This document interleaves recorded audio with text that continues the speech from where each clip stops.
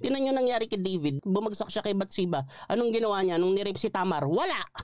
Ni walang sinabi because he has lost all moral high ground. So ano nangyari? Naging cancer dahil sa ginawa ni David, hindi niya mapagsabihan yung anak niya na violate yung isa pa niyang anak na parang ginagawa ng mga church leaders ngayon na merong mga inaapi, merong mga vina-violate sa loob ng church ni hindi nagsasalita.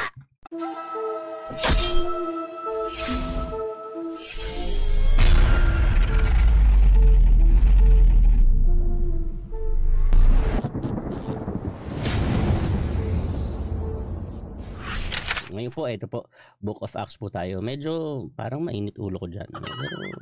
Pero kalma lang. Okay, so, ayun. So, magandang gabi po. Palapakan po natin si Lord. Alright, so, okay, so ito na. Ito po yung ating text. Okay, Wag. Season 29, Episode 7.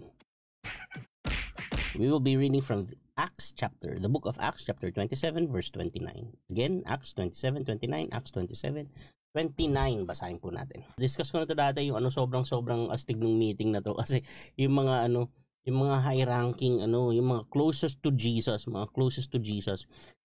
sila ay nag-usap-usap dito na malayong mahabang deliberation, no? Debate among the most brilliant, no, and the most trusted and the most esteemed apostles, not just disciples but apostles of Jesus. Okay, kasi when you say disciples, lahat ng believer yon. When you say apostles, yun yung 12. Okay, so ito na, Acts chapter 15 verse 22 onwards. Nag-decide ang mga apostles at mga leaders pati ang buong church na pumili ng ilan sa kanila para ipadala sa Antioch, okay, kasama nina Paul at Barnabas. Napili nila ang dalawang lalaki na ginagalang ng mga disciples, si Judas, medyo na-redeem yung pangalan ng Judas dito, si Judas na tinatawag ding Barsabas at si Silas. Pinadala nila sa kanila ang sulat na ito. Ano yung sulat? Okay? Yung sulat sa verse 19, okay? Verse 19, tinuloy ni James ang pagsasalita. Kaya para sa akin, wag si James po ito Apostle James to Kaya para sa akin, wag nating pahirapan ng mga Gentiles na lumalapit sa Diyos. Instead, sulatan natin sila. So yan yung sulat na dala, okay? Nasa verse 20. Instead, sulatan natin sila. Sino? Yung mga Gentiles. Saan nangyari yung meeting? Sa Jerusalem. Okay? Sa Jerusalem. Okay, tapos nandun sila Peter, andun si Paul, andun si James, andun sila lahat. Okay, so si James represented the Jewish community, okay, the Jewish believers. Peter represented the Jews in Rome. Paul represented the Gentiles. Okay? So, ayan po. So, bali parang nasa gitna nila si Peter. Peter caters to the Gentiles and the Jews as well. Paul went to the Gentiles. James caters to the Jews. Okay? So lahat 'to andito. Okay? Already? Yes, dito sa Antioch, dito unang tinawag yung mga Christians na Christians. Okay? Kasi ang tawag talaga sa kanila dati mga followers of the way. Followers of the way. Okay? So, ready? Ito na. So, yan yung sulat. Ano yung sulat? Okay? So, ano yung laman ng sulat? Ito, sabi ni James, sulatan na lang. Instead, sulatan natin sila. Bakit daw susulatan na lang? Kasi wag na nating pahirapan yung mga Gentiles. Sino yung mga Gentiles? Tayo. So sabi nila, wag na silang pahirapan. Halimbawa lang, buhay na ako noon. Tapos may malaking Gentile community, meron akong malaking community. Tapos naging Christian ako. Tapos parang sinabi ni James na Paul, Peter at lahat ng mga apostles, wag na natin pahirapan sila router. Sulatan na lang natin. Wag na natin pahirapan. Na sumunod kay Lord. Sulatan na lang natin sila. Ito na lang ang sabihin natin. Kila router. Okay? So, ganoon ba? Kila Prince. Kila Juliset. Ito na lang ang sulatan. Ganito. Okay? Kaya, para sa akin, wag nating pahirapan ang mga Gentiles na lumalapit sa Diyos. Instead, sulatan natin sila na wag kumain ng kahit anong pagkain na inoffer sa mga Diyos-Diyosan. Dapat din nilang iwasan ng kahalayan. Okay, abstain from sexual immorality, yun. Kahalayan, mga pagiging immoral, sexual immorality. Okay, so, dapat din nilang iwasan ang kahalayan. So una, wag kakain ng food na inoffer sa Diyos-Diyosan. Okay? Pangalawa, wag maging immoral. Iwasan ang kahalayan. At pangatlo, at hindi dapat sila kumain ng hayop na binigti. Pang-apat, wag silang kakain ng dugo. Kasi noon pang unang panahon, binabasa na ang law ni Moises sa mga sinagog tuwing araw ng Sabat at preach din ang mga salita niya sa bawat bayan. Okay. Ngayon, pakinggan nyo. Apat ha. Pakinggan nyo ha. Okay. Paano napunta dito? Ito yung conclusion ni James. Tapos sabi ni James, ito na lang, wag na natin silang pahirapan. Ang purpose nito, para wag nang mahirapan. Ibig sabihin, ito na yung pinaka-baseline. Para wag na lang silang mahirapan. Okay? So, meron ako hindi maintindihan na approach, mamaya babalikan ko. Okay, so ulit saan nila to saan nila to ginawa? Sa Jerusalem. Okay, sa Jerusalem sila nag-meeting para para sa kapakanan ng mga Gentile believers.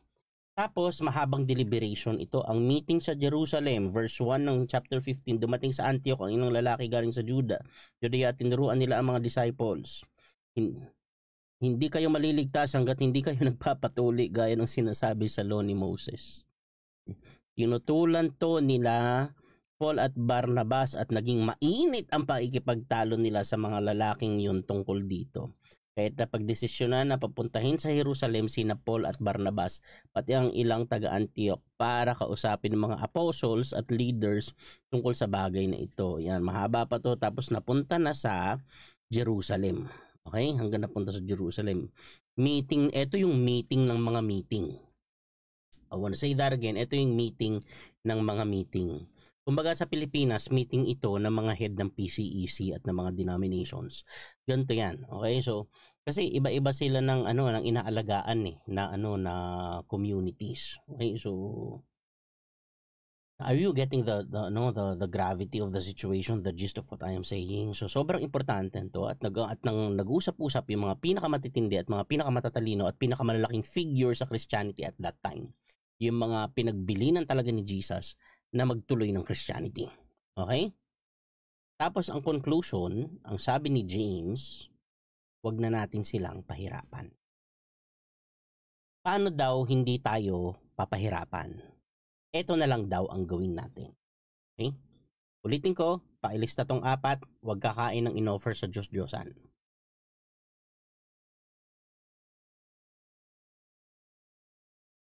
Wag hihikab pag may broadcast. Wag kakain ng inoffer sa Diyos-Diyosan. Iwasan ang kahalayan. Okay? Abstain from sexual immorality. Sa English po yan, abstain as in zero. Abstain from sexual immorality. Number 3, wag kakain ng double dead. Double dead, hayop na binigti, patay na. Tapos yung dapat kasi 'di ba ang hayop kakatayan tapos saka lulutuin. Ito patay na tapos saka lang, basta double dead, okay? Some died for some other reason, okay? So other than the slaughter, okay? So wag kakain ng binigti. Tapos wag kakain ng dugo. Sa 4 na binilin nila, okay, yung iisa lang ang moral law. Isa, abstain from sexual immorality. Yung 3, food law. Food law yung 3.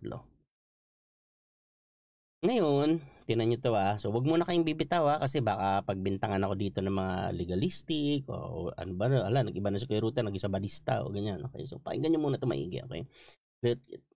Get it in the spirit, okay? Get this in the spirit. Now, we are witnesses, okay? We are right here. Imagine yourself in the meeting room with this apostles. To and fro, balikan. The most brilliant discussed this, okay? Napapakinggan mo magpaliwanag si Paul, nagpaliwanag si Peter, nagpaliwanag si James. Huwag na natin silang pahirapan. Alam niyo ba kasi kung hindi ganito, sobrang hirap. kung kailangan mong sumunod sa Jewish custom, sobrang hirap. At ang sabi sa Deuteronomy, if you are careful to obey all that I have commanded you, all, yun ang sabi ni Lord, i-bless tayo, I will bless you. Kaso pag hindi naman, i-curse ka if you're not careful to obey. Ang problem, 613 po yung laws na binigay sa mga Hudyo. 613. Although hindi naman yun lahat mag-a-apply sa iisang tao. Kasi halimbawa, mayroong mga laws tungkol sa pag-monthly period. So kung lalaki ka, wala yun, di ba? So yung mga laws tungkol sa pag may skin disease, kung wala ka naman skin disease, wala yun. Pero in total, 613 yun, lahat. Okay, so sobrang concern ni Lord na 613 in painstaking, intricate details, binigay ni Lord yung law. Okay, so kung paano mabuhay na set apart na ibang-iba sa lahat ng culture yung Israel. Okay? Ngayon ito. Gaano kahirap? Sa isa pa lang yung dinidiscuss dito sa verse 1, yung tuli. Kasi yung tuli po, alam niyo kung ba't sobrang importante ng tuli? Sa context ng mga Hudyo. Sobrang importante ng tuli. Kasi irreversible siya. Irreversible yung tuli. Irreversible. Number 2, hindi siya pwedeng i-deny. Okay? Hindi pwedeng i-deny. You cannot deny your ethnicity. Okay? Pag Israelite ka na lalaki, hindi mo pwedeng itanggi. Kasi nung time na ito, pakinggan niyo po, hindi lang to tungkol sa cleansing o sa hindi lang, yun, may may maganda, may benefits yun. Pero ito, pakinggan nyo to hindi mo to pwedeng itanggi. Kasi halimbawa yung yung sa Yakuza, halimbawa yung ganun, yung iba nagbabawas ng isang portion ng pinky finger ata yun. Yun pwede mo sabihin na disgrasya ka lang Ayun, na disgrasya lang yun, di ba? Hindi talaga ako to, na disgrasya to, di ba? Pero yung tuli, para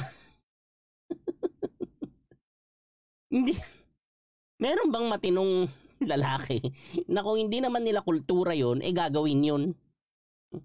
Na i-chop off mo yung foreskin nung male genitals. Hindi naman Wala Sobrang importante nung kasi hindi unang-una irreversible yon, pangalawa hindi yung pwede itanggi.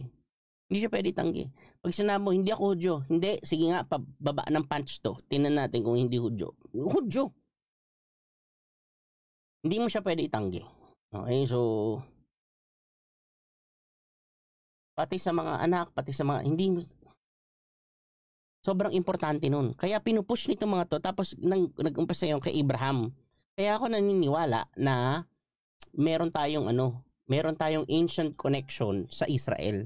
Kasi bago pa dumating yung mga missionaries dito, mga nagdala ng Christianity dito, both the Catholics and the Protestants, na mga nagdala dito ng Christianity, may tuli na Nag-uusap kami ni Pastor William sa tribes nagtutuli Saan nila nakuha yun? Saan nila nakuha yun? Alam naman gumising ka na lang isang umaga, yung mga anak natin pagtatapyasin natin yung kuan nila. Hindi mo naman maiisip gawin. Hindi maiisip gawin yun. Di ba?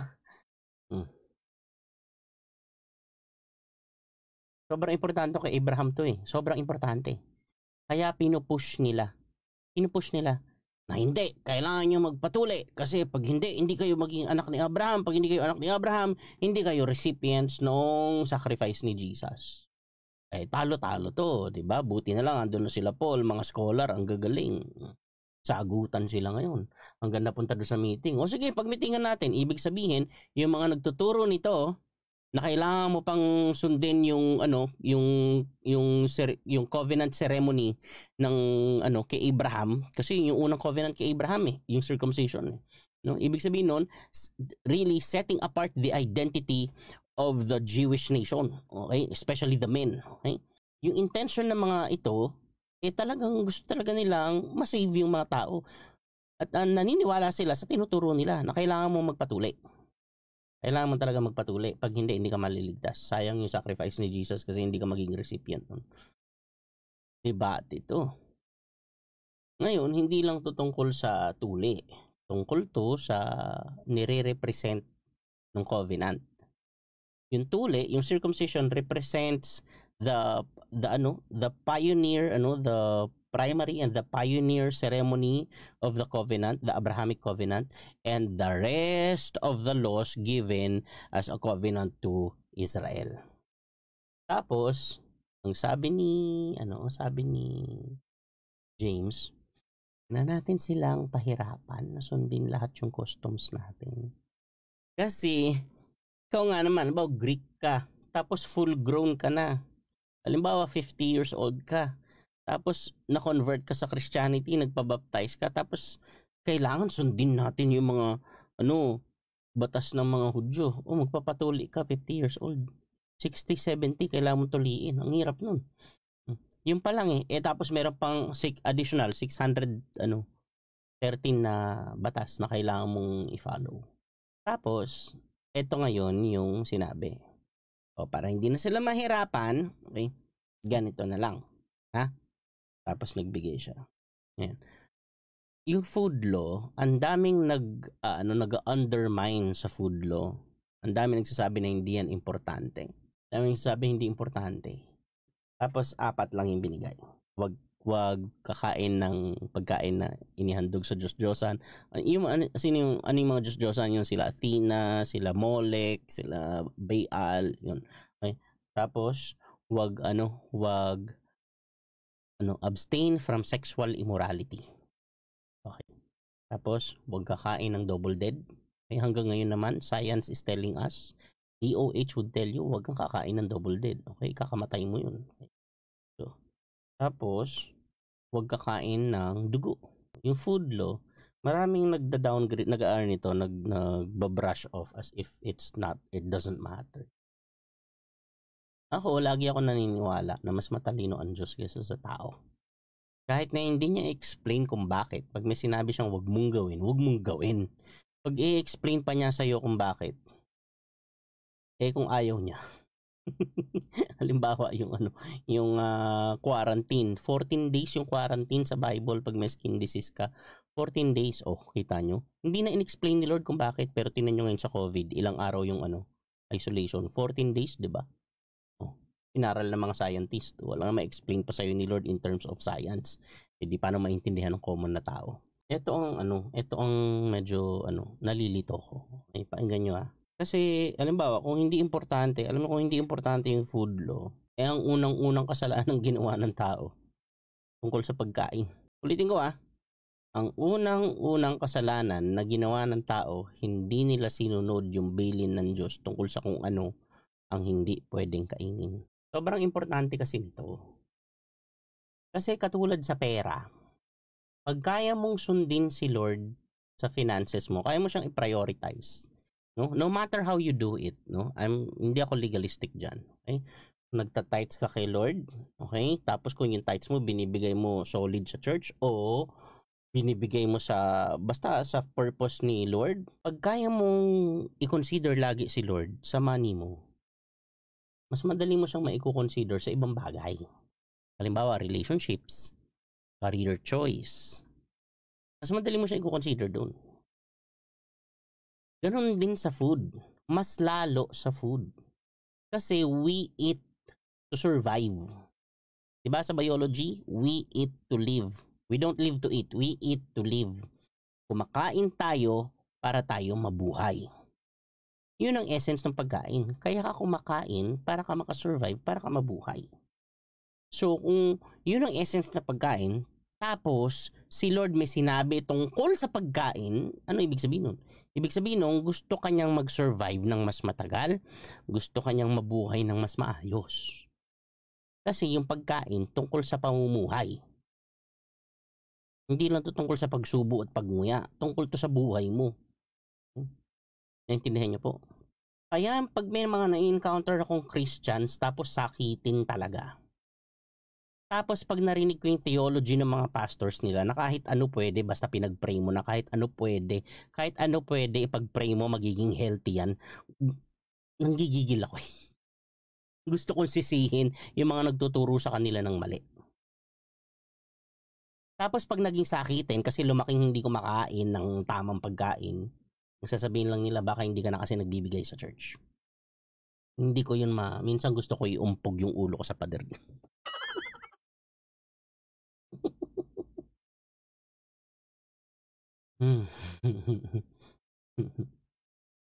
Pakinggan nyo pa pakinggan nyo Ano yung number 1? Wag magkakain ng inaalay sa Diyos-Diyosan. Bakit? Kasi kung Christian ka, tapos hindi ka binawalan. Pakinggan nyo to sa panahon nila Paul, kung Christian ka, tapos hindi ka binawalan na kumain ng hinandog. Halimbawa, hinandog kay Athena, the goddess of love. Ay, hindi, si Athena, warrior goddess natin. Sino yung isa? Si Venus. Okay?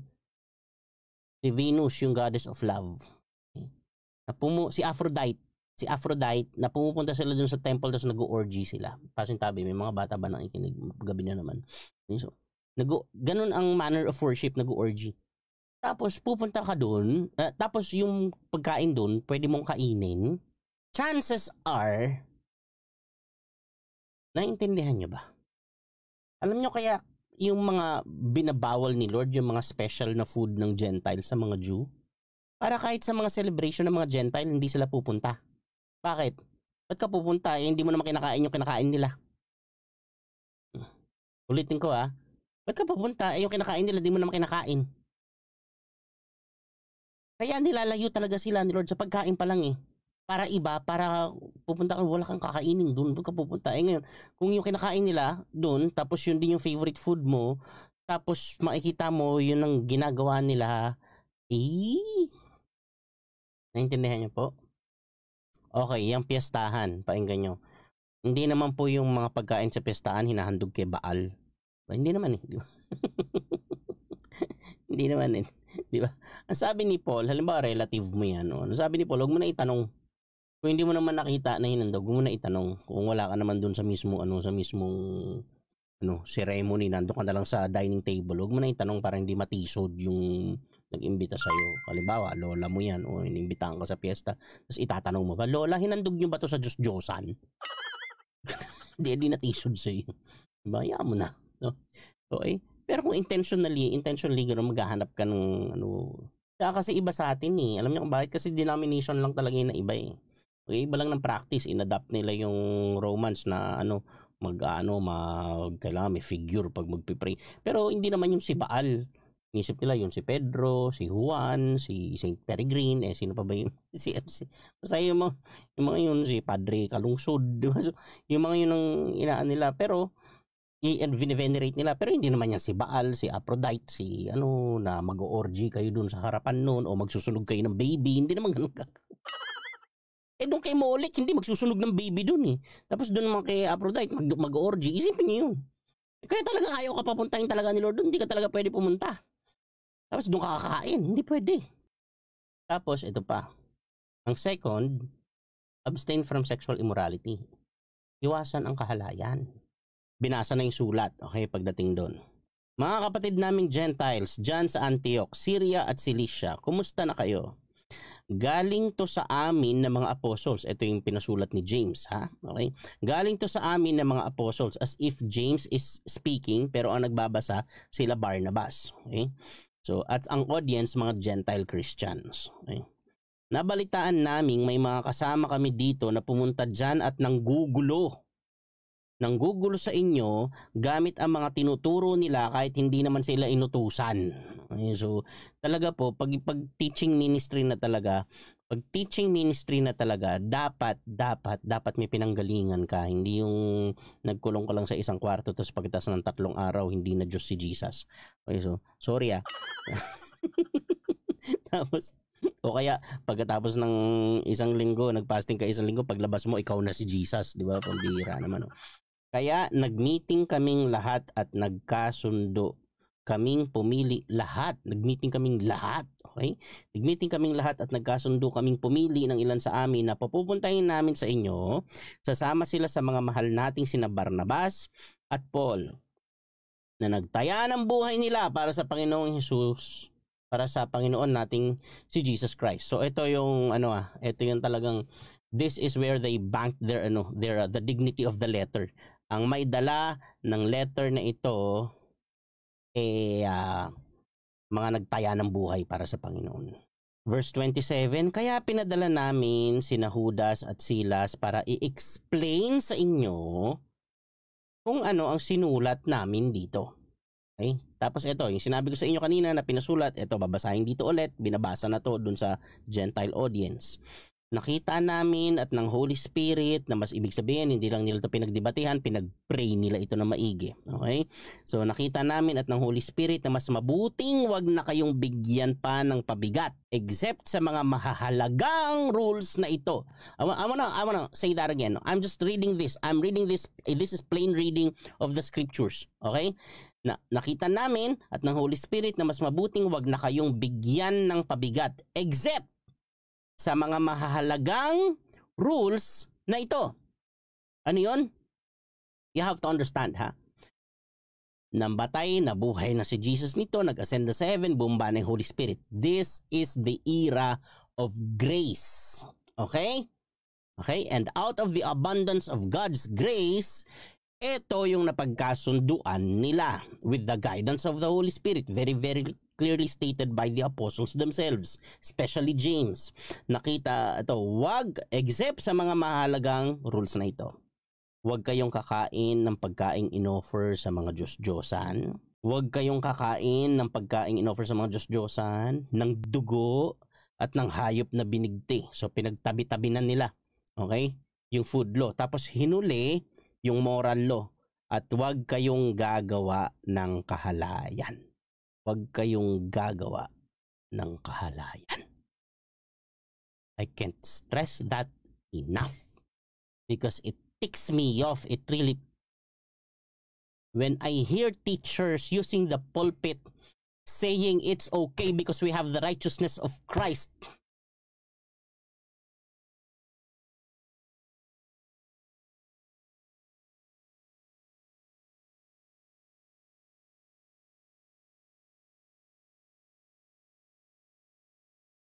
Kaya yung mga offenders sa church, lalong lumalakas yung loob, imbis na maging repentant. Imbis na magsisi, lalong kumakapal yung mukha eh. Kasi it hurts an awful lot na you go from church to church and you would hear stories, hindi lang sa, akala nyo sa Catholic Church lang may mga namomolest. Punta ka sa mga Christian churches, ang daming stories. Stories upon stories upon stories. Leaders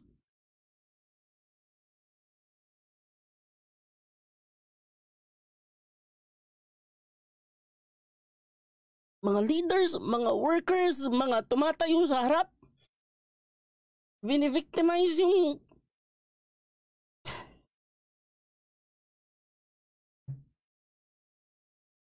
and then instead of the teachers calling them out, calling out the sin na wag nyo itong gagawin, hindi, sasabihin nila, kalimutan na yung past. Yung past, last week lang yun. Last week, 2 months ago, past, kalimutan na yung past. Yun ang biktima nakatayo sa harap, yung biniktima niya andito nakaupo.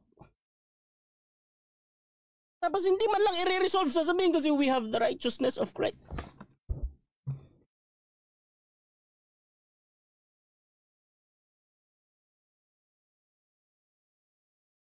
I think that is an upfront, that is an insult to the sacrifice of Christ for us. We are not just misrepresenting the grace of Christ awfully and terribly. We are using it to do evil, which for the Jews is the unpardonable sin. The unpardonable sin is to carry God's name in doing evil.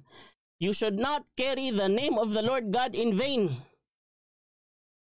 Sasabihin mo, wag na nating sitahin Kasi wag na nating sawayin kasi may righteousness of Christ naman. May nagawa naman siyang mabuti. Nagpe-preach, nag-offering naman, nagtutugtog, nag-worship lead. Wag na nating anuhin yan. Wag na i-discipline, wag na sitahin, do not preach against it kasi baka ma-offend. Tapos yung mga in-offend nandun. Mga mukhang basang sisiw dun sa gilid. Pero hindi mo naman iniintindi kasi yung mga nabiktima, mga hindi naman leader, mga wala namang contribution sa church, mga hindi naman mga malalaking giver. So, andun lang sila sa gilid-gilid, umiiyak ng tahimik sa dilim. Tapos, imbes na itong mga sugat-sugat na kailangan ng yakap, imbes na sila ang yakapin, ang ipaparinig pa sa kanila, dapat hindi tayo judgmental kasi lahat naman tayo nagkakamali so yung mga nambiktima dito, wag na nating anuhin kasi we have the righteousness of Christ. Dapat talaga magpatawad na lang tayo. Talaga, seryoso. A love that has no sense of justice is not love at all. I want to say that again. God is not just love, God is just. God is love, God is just. The very reason why there is a cross, the cross of Jesus Christ was necessary in the equation because the cry for justice is real and the need for justice needs to be satisfied. Kailangan masatisfied yung need for justice. Okay? So kaya kailangan mamatay ni Jesus para may pagbuntunan ng galit ang Diyos. Nang hindi mauubos ang tao. I want to say that again, Kaya kailangan si Jesus patayin kasi kailangan may mapagbuntunan ng galit ang Diyos para hindi maubos yung tao.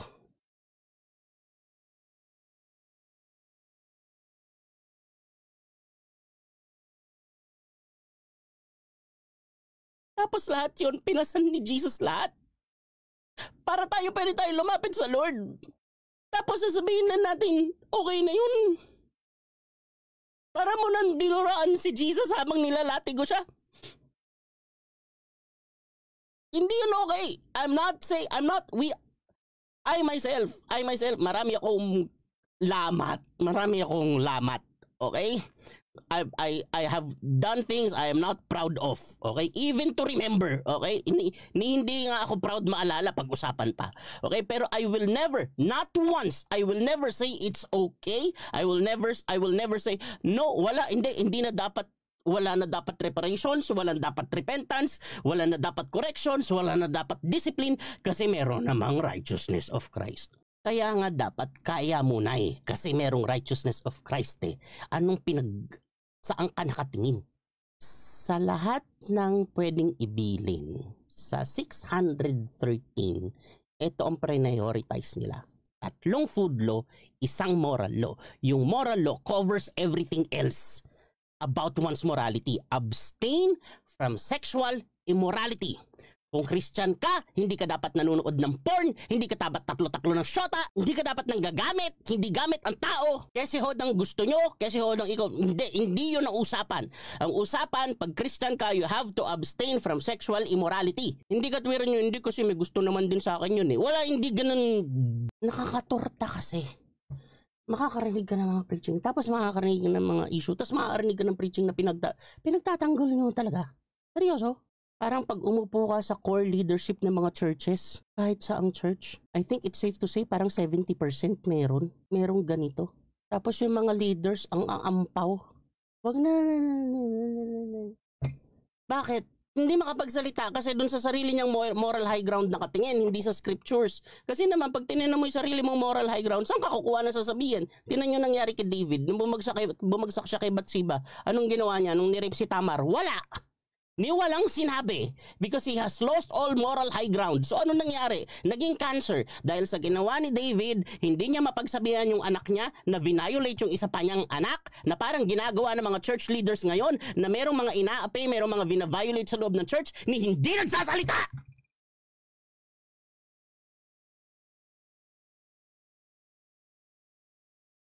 Because we have lost our moral high ground.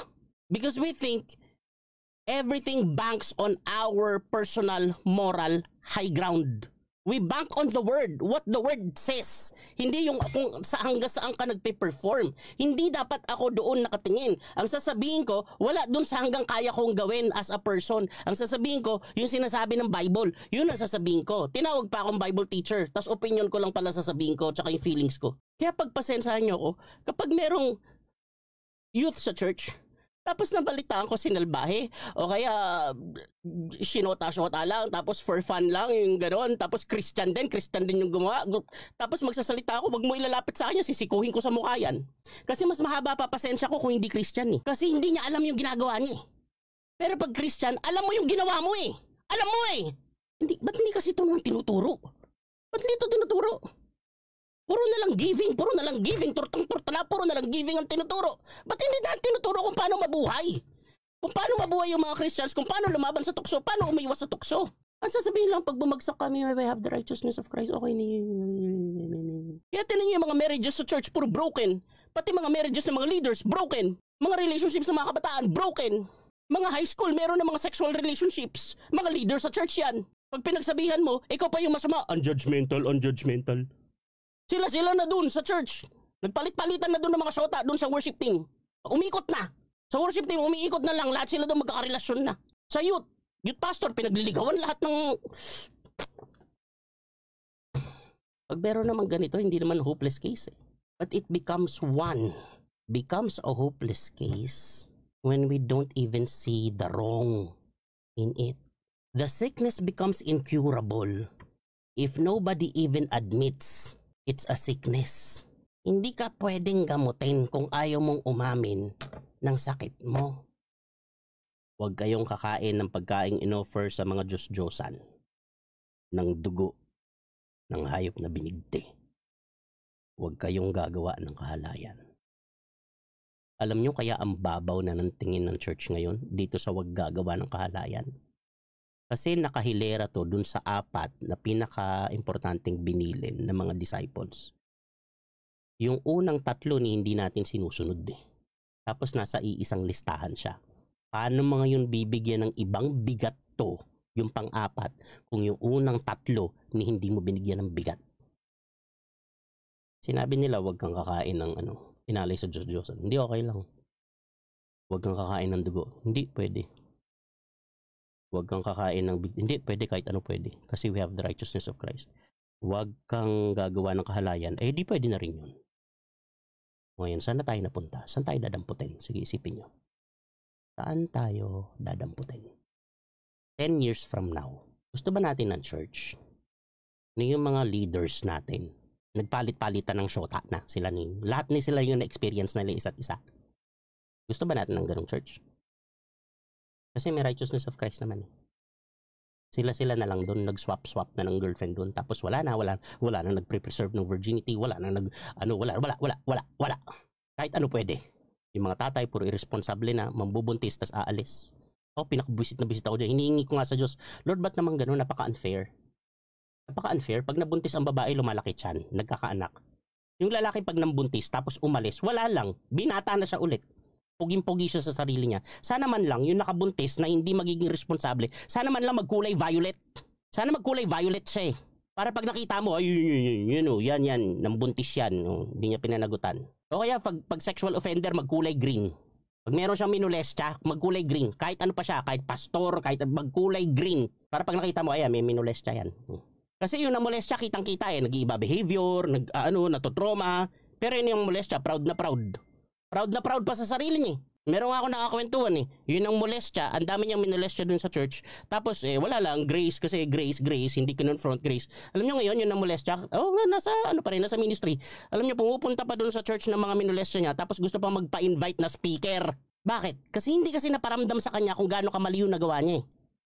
Ang nakaramdam lang yung mga nabiktima. Yung mga nabiktima, yun ang ramdam na namalian sila. Pero itong gumawa ng mali, ayun, sasayaw-sayaw lang dun sa gilid-gilid. Nagpapa-invite pa na speaker. Isipin nyo. Tingin nyo talaga. Tingin nyo kung si Jesus. Kung si Jesus nakaupo sa leadership, sa meeting ng church. Sa tingin nyo, Kahit na wag na nga si Jesus si Paul na lang eh. Ano sasabihin ni Paul? Ibigay nyo kay Satanas yan. Di ba yung nasabi ni Paul? Pag hindi nagpa-disiplina, meron tayong proseso dito ng disiplina. Pag ayaw pa disiplina, bigay nyo kay Satanas. Hindi pwedeng ganun. Ano sabi ni Bishop Manny? Ano sabi ni Bishop Manny? Nung nasa Puso Conference, puro babae, anak nun, puro pastora. Alam niyo sabi ni Bishop Manny? Sobrang bait nun ha. Tawag nila Daddy Bishop. Sobrang bait. As in, sobrang bait. Pag nakikita ko yun, hindi mo maramdaman na ang layo ng gap ninyo eh. Nagkita kami sa restaurant doon sa pag tinapik niya ako sa likod, Ruder, may good news ako sa'yo. Ayo, Bishop, may good news ako sa'yo. Kasi nakatingin ako doon sa menu. Sabi ko, opo. May good news ako sa'yo, ililibre kita. Sobrang bait. Sige, pumili ka. Yung pinakamahal ang piliin mo, ililibre kita. Napaka-gentle, napaka-soft spoken. Pero dun sa conference, alam niyo sabi niya, pag merong sumalbahe sa kahit sino dito sa mga kababaihan na ipinagkatiwala sa akin ng Diyos, lalo sa mga anak ko, matitikman nila yung pinakamabangis na mani na hindi pa nila nakita. Kasi ganun magmahal ang tatay. Ngayon, kung sasabihin mo lang, hindi meron ng righteousness of Christ. You have no idea what love is, I'm telling you. Your concept of love is... Ang dami dito matatagal na Christian. Tell me if it's not true. Sa youth camp, pag pinagsama-sama yung mga youth, naggagapangan. Di naman lagi, pero meron. Nakakainis, di ba? Tapos biglang may magtuturo, hindi na importante kasi we have the righteousness of Christ. Ang dami mong nilampasan sa Bible para di ako maintindihan ng ibang tao sa galit ko eh.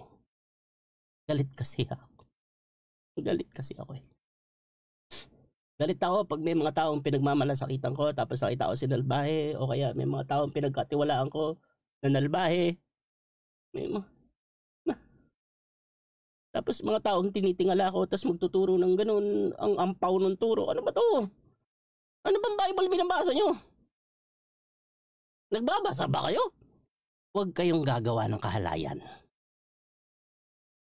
Sabi ni James, pagkatapos nilang magdebate maghapon nila Pedro tsaka nila Paul at ng lahat ng pinakamatitindi at pinakamatatalino at pinaka-anointed at pinakamababait at pinakamaawain at pinakamapagmahal na mga apostol ni Jesus, ang huling sinabi ni James, huwag kayong gagawa ng kahalayan. Ngayon, saan mo kukunin yung pwede naman? Hindi, okay lang yun. Pwede na yun kasi wala naman perfect. Pwede na yun. Magkaiba ho, yung may bumabagsak, may nagkakasala na magkaiba yun dun sa sinasabi mo yung kasalanan tama. Magkaiba ho yun. Yung isa nagkasala, mali yun. Pero pag ikaw sinabi mo na yung kasalanan niya tama, hindi ka lang mali, masama ka pa. Kasi nagiging enabler tayo. Sa susunod, pare-parehas na sila. Alam niyo sa birthday party, ang tagal ko na dyan, sa birthday party, ang gagawin mo, ang gagawin mo kung gusto mong gumulo na yung buong party, lagi kasi dyan may dalawang magulo dyan eh. Pag yung dalawang magulo, yun yung pinansin mo ng pinansin, which is reward. Sa isip ng mga bata, reward yung pansin. So pag pinansin mo yun ng pinansin, ang mangyayari, yun lahat ng bababait doon gagaya, magiging magulo na lahat. So ang i-reward mo dapat yung behave. Pag merong magulo, sasabihin mo doon sa behave, very good yung nakaupo, very good yung nakaupo, very good. Kasi sa isip ng bata, yun ang reward. Kumbaga sa church ngayon, ang ipagtatanggol mo, yung inosente. Hindi yung... Ang ipagtatanggol mo, ang bibigyan mo ng spiritual sheltering, yung nabiktima, hindi yun ang biktima. We're crying out loud. Kaya lang naman kasi, karamihan sa mga nabibiktima, yung mga wala namang malalaking ministry sa church. Mga hindi naman malalaking giver, walang malalaking ministry, kaya binabrush aside lang natin, hayaan mo na, basta magpatawad na lang, blah, blah, blah, blah, blah. Yung repentance ho, may kasama ho yung reparations. Ano sabi ni Zacchaeus? Ang sabi ni Zacchaeus, Lord, magbabago na ako, yung kalahati ng kayamanan ko, ibibigay ko sa mahihirap, yung mga dinugas ko, ibabalik ko 4 na beses. May reparations ho, ang totoong repentance may reparations. Ibig sabihin, magpapakita ka talaga ng willingness to go through the process no matter how painful it is. You go through the process para patunayan mo na hindi, gusto ko sumunod kay Lord. Nagkamali ako pero gusto ko sumunod kay Lord. Susunod ako kay Lord. Sige, idaan niyo ako dyan. Pero kung, hindi ako love, dinisiplin ako, lipat na ako ng church. O kamote ka. Hindi ka lang dapat ilipat ng church, dapat kakasuhan. Kasi yung mga ganito parang innocenting verses nito. Dinadaan-daanan lang natin to. Bago to na isulat, pinagdebatihan nila to ng matagal. Ng lahat ng pinakamatitindi. Tapos nung hindi sinulat, i-brinash off mo lang kasi hindi ka komportable. Brinash off mo lang kasi hindi ka komportable. Hindi, sarap kasi ng dinuguan eh. Ay hindi kasi ano eh. Kasi eh,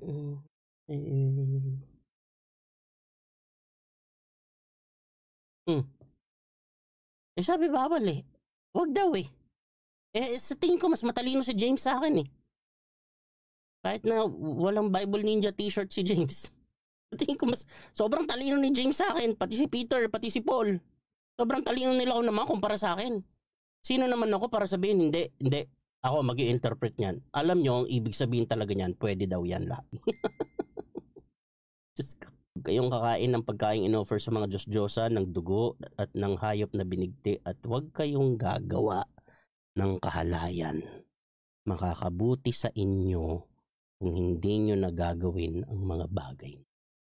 Kasi bago naging Christians tong mga to, ginagawa nila to eh. Kaya kung gusto mo talagang sabihin Christian ka at kung gusto mo akong maniwala, ito dapat yung unang basis. Kung dito sa paggawa ng kahalayan, dito sa immorality, hindi mo pa ito if you are still habitually doing this, you really have to ask for yourself if you really have accepted Christ and you have understood what it means to be a Christian. Kasi ito yung unang-unang salvo ng Christianity. Pag naging Christian ka, ito muna yung apat ha, ito yung apat. Pag Gentile ka, naging Christian ka, ito yung apat. Ito yung apat na requirement sa Christian living. Okay, pag lumapit ka kay Lord, ito magiging effect niyan. Pakinggan mo ha, ito, consciously magde-decide ka, magde-decide ka na wag kang kakain ng dugo. Okay, kasi symbol of life 'yon. Tapos inoffer as respect to the Lord, wag ka kakain ng dugo, wag ka kakain ng double dead, wag ka kakain ng inoffer sa Diyos-Diyosan. Okay? Kasi in-explain nga sa inyo kanina, yung pagkain ng in-offer sa Diyos-Diyosan, maraming repercussions yan eh.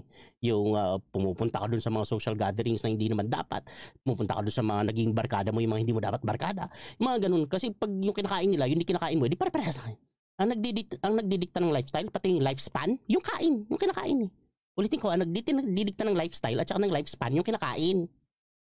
Tingnan yung mga nag-gym, pare-parehas ng kinakain. Mga athletes, pare-parehas ng kinakain. Mga high blood, pare-parehas ng kinakain. Mga diabetic, pare-parehas ng kinakain. Tapos huwag kayong gagawa ng kahalayan. So, kung Christian ka, ito muna. Okay? Hindi. Huwag mo sa akin ibida yung ministry mo. Huwag mo ibida sa akin yung dami ng ginagawa mo sa church o yung naibigay mo sa church. Hindi yun. Wala yun dito sa bilin nila. Dapat pag Christian ka, ito dapat ang nabibigay mo sa church minimum monthly. Dapat ito. Dapat ito ang ministry mo. Dapat at least meron ka 3 ministry. Dapat ikaw ay nagki-keyboards. Tapos dapat kaya mong mag-keyboards, mag-drums, mag-gitara at kumanta ng sabay-sabay. Dapat kaya mong mag-usher ng sabay-sabay. Hindi. Wala. Huwag mong ibida sa akin yan. Wala yan dun sa basihan. Kasi puro outward na lang yan eh. Kayang pikein yan. Ang dali lang pikein yan. Mahirap yung gawin. Pero ang dali lang pikein yan. Makakabuti sa inyo kung hindi nyo gagawin ang mga bagay. Meron tayong salita tungkol dito eh. Tayong mga Pinoy, lalo pag magulang ang nagsabi, yung makakabuti sa inyo kung hindi nyo nagagawin ang mga bagay na to. Alam nyo kung ano? Kung alam mo ang mabuti para sa'yo, sundin mo to. O yung isa pa, eto positive reinforcement to eh. Makakabuti sa inyo kung hindi nyo gagawin ang mga bagay na to. On the other side of this coin, sinasabi niya, pag ginawa niyo itong mga bagay na to, makakasama sa inyo. Pag ginawa niyo itong mga bagay na ito, makakasama sa inyo. Tapos nagtataka tayo, bakit ganun ang church? Hindi mag-grow, hindi mag-mature yung mga Christian, 10 years na sa ministry, isang verse lang ang alam. This sums it up. Kung ano ang gustong pakialaman ng Diyos sa buhay natin. Gusto ng Diyos pakialaman kung ano yung pumapasok, yung food. Gusto ng Diyos pakialaman kung ano yung lumalabas, yung morality. Gusto ng Diyos pakialaman lahat. Yung pinaka-basic hanggang sa pinaka-complex. Pinaka-basic to eh. Nandoon sa sexual immorality yung animal instinct ng tao. Gusto ka ni Lord baguhin. Magpapabago ka ba? O sasabihin mo lang, hindi, okay lang. May righteousness of Christ. Is naman, maiya naman Jesus. Hindi nyo ba naririnig si Lord sinasabi, sandali, hindi ko ginawa yan para dyan. Hindi ako nagpapako sa krus para mag-enjoy kayo sa kasalanan. Kaya ako nagpapako sa krus, tapos nabuhay ulit. Kaya ako nagpagulpe, kaya ako pumayag na malatigo, magulpe, magkaroon ng 600 plus open wounds at maglakad ng ilang kilometro, bit yung cross ko, na first time kong masugatan sa buong buhay ko. First time kong magulpe sa buong existence ko from the very beginning. Because in the beginning was the Word, and the Word was God, and the Word was God, and when He came here, He dwelt among us. He was bruised for our iniquities. He was disfigured. He was bitten beyond recognition. 600 plus open wounds. Sa ko yan nakita sa Crusader Publishing, 600 plus open wounds. Pag kinumpute mo yung gamit nila kay Jesus, tapos sasabihin natin ginawa ni Jesus yun so that we can galavant however we want. Pwede tayo magpapalit-palit ng shota, mag-shota ng sabay-sabay, mang-molestya, mag-porn, para yan kasi para dyan yung righteousness ni Jesus. No! Kaya si Jesus nag-sacrifice para mabigyan ka ng power na talunin tong mga kasalanan na to. Hindi si Jesus nag-sacrifice para ka mag-enjoy sa kasalanan. Buti sana kung magkakasala tayo, tapos pag nagkasala tayo, walang ibang maapektuhan, tayo lang. Hindi, pag nagkasala tayo, lalo kung meron tayong position of influence sa ministry at sa church, pag nagkasala tayo, domino effect, ng daming madadamay, sabog-sabog. Pag-isipan nating maigi naman. Consider this carefully. I-consider ninyo si Jesus tuwing kakain kayo, isipin nyo si Lord. Yun ang sinasabi, tuwing kakain kayo, isipin nyo si Lord. Tuwing magkakaroon kayo ng magde-decide kayo sa morality ninyo, isipin nyo si Lord. Put God first in everything that you do. That's the very essence of Matthew 6:33. Ang iniisip lang natin lagi doon sa Matthew 6:33 yung and everything shall be added unto me. All these things shall be added unto me. So, sobrang ganid natin yung faith natin eh. Puro na lang tungkol sa atin eh. Kalimutan mo muna yung everything shall be added. Ang isipin muna, seek ye first the kingdom of God, not your kingdom, not your will, but God's will. Yun muna. And the very basic is this, pinagdebatehan to ng mga apostles, eto yung pinaka-basic, binigyan lang tayo ng 4. Among all the 613, eto lang, 4 lang iniwan, tas ayaw pa nating sundin. And then we call ourselves Christians. Uy, sundin naman natin to, ano ba? If the apostles would be present today, I guarantee you, they won't even recognize the church now. Kahit na hindi yung program eh, kahit lang yung kahit lang yung turo. Paupuin mo lang sila sa isang preacher ngayon. Paupuin mo sila sa mga mainstream, mga sobrang sikat, lalo yung mga sobrang yaman na preacher. Paupuin mo si Pedro doon, tingnan mo kung ma-recognize niya.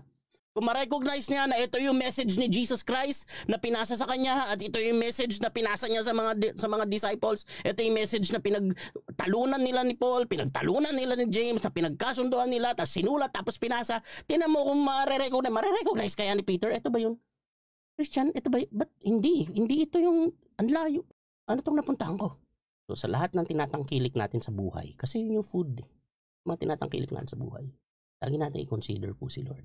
Are we obeying God sa mga tinatangkilik natin sa buhay? At sa ating relationships, hindi ito madali. Walang nagsasabing madali ito. Kaya nga ang term ni Paul, mamamatay ako sa sarili ko araw-araw. Kailangan mo talaga mamatay. Hindi ito madali. Pero kaya nga andyan si Jesus para kaya mo. Because I can do all things through Christ who gives me strength.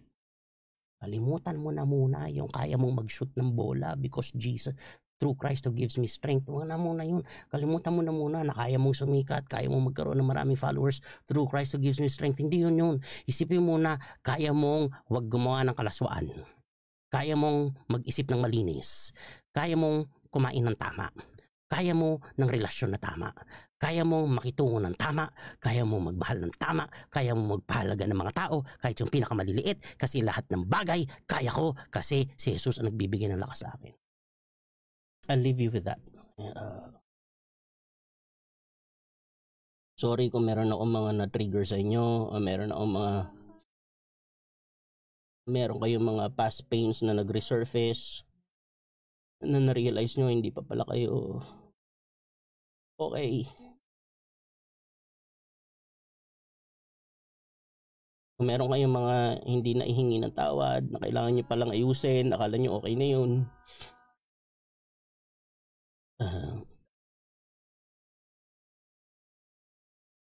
kailangan natin yan eh. Kaya never nag-promise si Jesus ng isang pain-free life kasi kailangan natin yung pain para magising. Wake up, O sleeper, rise up from the dead, and the Lord will shine His light on you. So please, I make an appeal to you, especially if you're a church leader. Please make the conscious decision. Do it intentionally. Wake up. Wake up. Pray po tayo. God is good. Lord, we ask, Lord God, that you would, we pray for our church leaders. We pray for our co-workers in the vineyard. We pray for our brothers and sisters, especially those who are in positions of influence in the body of Christ. We pray, Lord God, that you would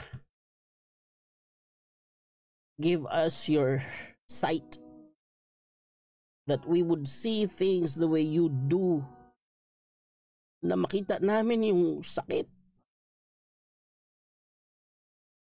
ng mga taong walang mapagsabihan, yung sakit ng mga taong naagrabyado, yung sakit ng mga taong nasira yung tiwala, na makita namin, Panginoon, yung mga, kahit yung mga simpleng bagay lang, yung pagkain namin, ano kayo mag-isip, makita namin kung paano mo ito makita. Kahit, give us a glimpse, Lord God. Paul said, we have the mind of Christ, Lord. We want that, Lord. Kung paano mo makita. Para magkaroon kami ng insight kung saan ito papunta. Para hindi namin i-brush off, Lord God, yung mga binilin mo, mga binilin ng mga apostles mo. Kasi madalas talaga masyado na mataas tingin namin sa sarili namin. Feeling namin mas matalino pa kami doon sa mga unang tinuruan mo. Feeling nga namin minsan mas matalino pa kami sa iyo eh. Basta importante masaya. Natatakot na po kami. Natatakot kami sa magiging future ng church kapag ganito, pag wala na iba, pag hindi ito pumihit ng direksyon. Lord, kabigin mo po kami, Panginoon. Gamitin mo po yung shepherd staff mo, Lord. Kabigin mo po yung mga leg namin. Ituro mo kami sa tamang direksyon kasi kung saan-saan na kami nakatingin.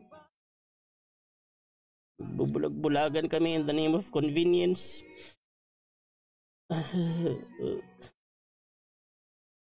Mga leaders kami pero mga takot sa confrontations, mga takot sa corrections. Gusto lang namin masaya. Akala namin yung church fans club.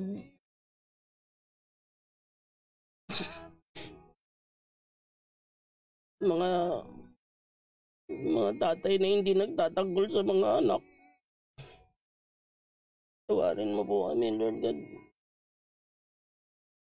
Yung mga leaders po namin, bigyan mo ng pusong tatay. Yung pusong shepherd, Lord, yung pag merong mga nananakit dun sa mga tupa, hindi sila ngingiti lang, hindi sila, magagalit sila kasi pinagkatiwala mo yung mga tao eh.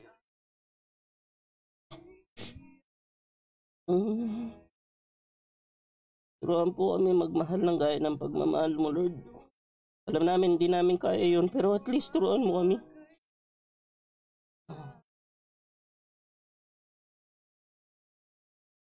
If we could just try every day.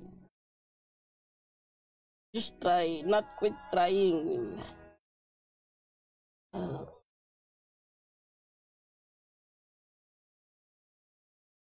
Salamat po, Lord. Salamat po. Lord, yung mga may malalalim na sugat dito, gamutin mo po. Yung mga may sugat dito from childhood pa, na mga walang pumansin sa mga kwento nila, na walang nakinig, walang nagtanggol.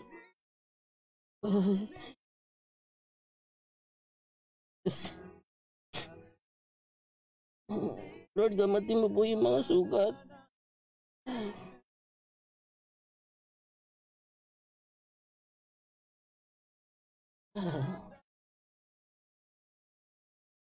Salamat po, Lord. Salamat po.